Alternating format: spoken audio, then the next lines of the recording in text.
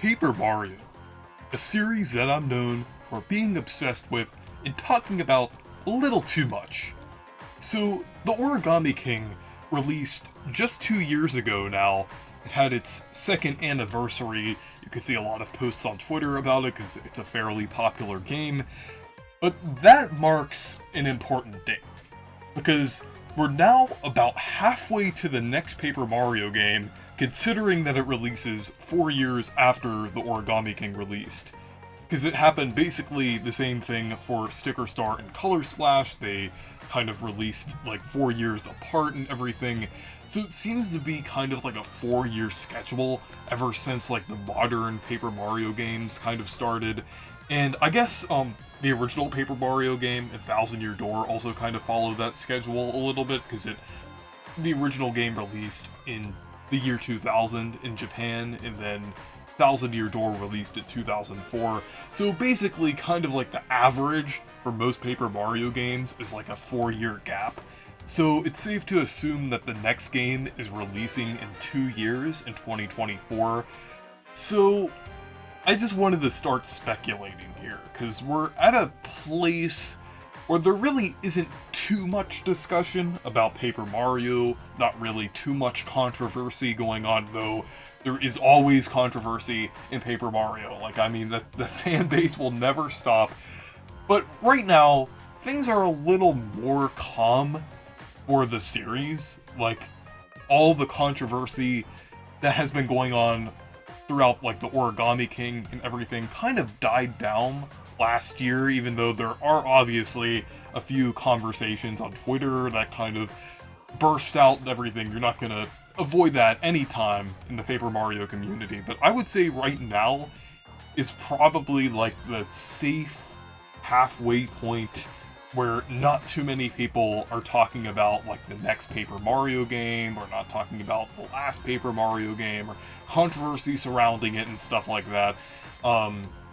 Kind of similar to like how around 2014 or 2018 was for Paper Mario. There really wasn't much discussion about Paper Mario, but I just kind of wanted to start speculating now, because I think now would be a good time before rumors kick in and more controversy kicks in, because that's what happened with Origami King. There were rumors about a return the form for the Paper Mario series, and then it ended up not happening.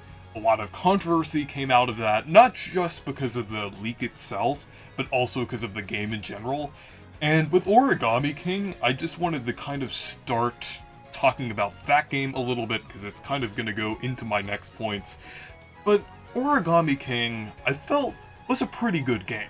Like, it definitely brought a lot of good things back into the Paper Mario series, but it still does suffer from a lot of issues that the modern Paper Mario games have been, like lack of original characters, because there's still a lot of generic Toads, and the battle system, I feel like it'd be a bit divisive, because personally, I didn't really have that much of a problem with it, though my main issue with it was like the lack of EXP, which a lot of other people had a problem with.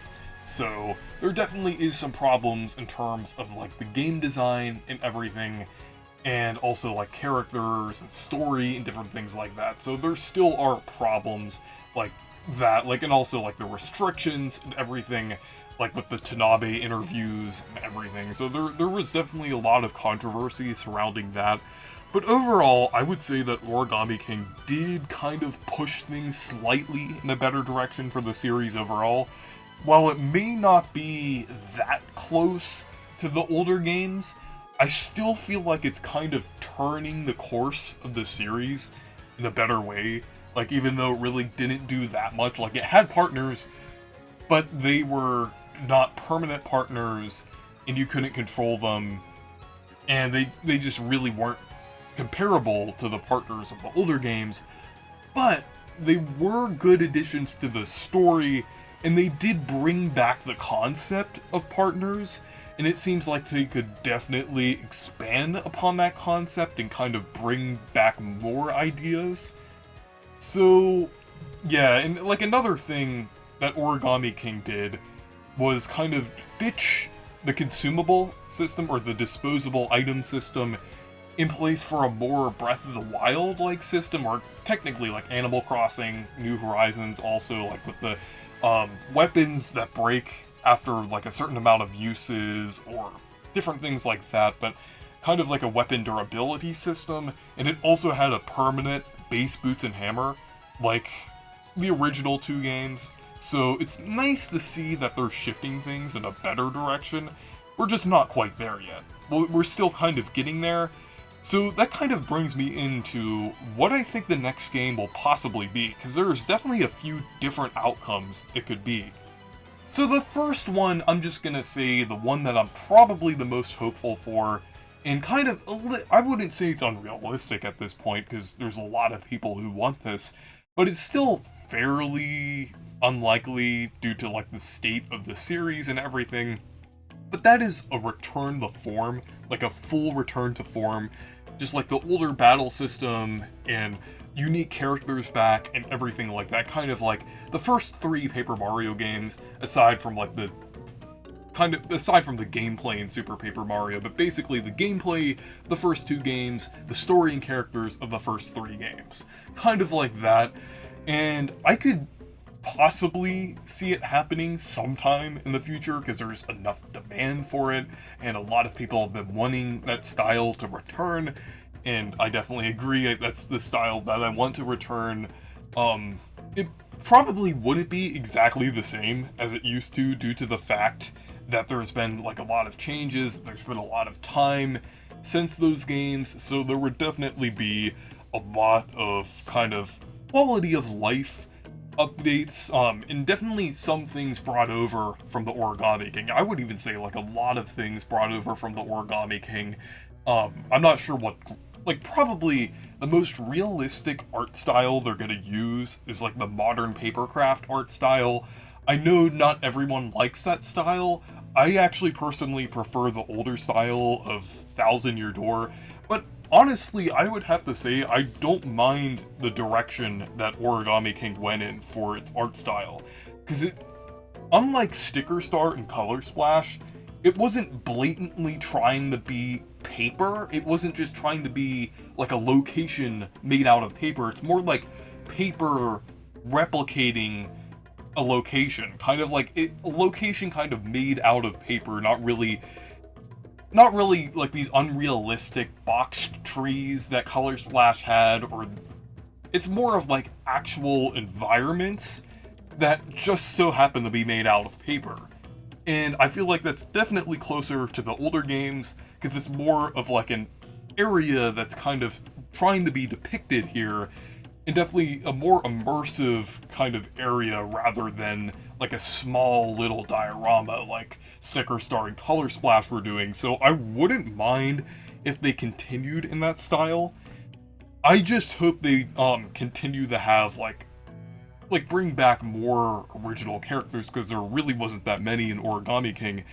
And I feel like realistically, and hopefully, my hopeful realistic prediction, I've been kind of shifting into this point like over the past couple minutes, but basically kind of a mixture between like a Return the Form and the Origami King style. And I wouldn't say like a full-on Thousand Year Door style game. I wouldn't say that's really likely. I would say that's kind of unlikely. But a game that kind of shifts back to a style that's reminiscent of 64 and Thousand Year Door, but also has a lot of elements from Origami King in it, I feel is probably the most likely thing that they're gonna do. And in terms of like character restrictions and stuff like that, I feel like things could definitely be better in the next game, because it seems like the developers are definitely going against the restrictions and trying to create loopholes to make a more interesting game.